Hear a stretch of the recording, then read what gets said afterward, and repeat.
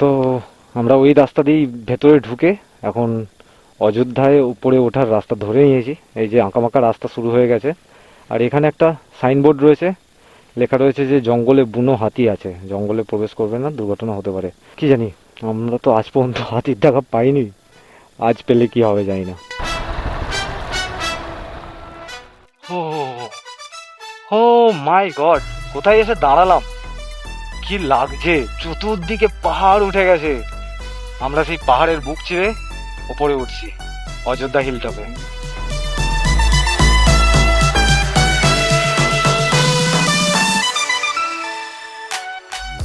রাস্তাটা খুব খারাপ, বাট ভিউ, ও চুম্বেশ্বরী view, oh my god, just look at this guys, O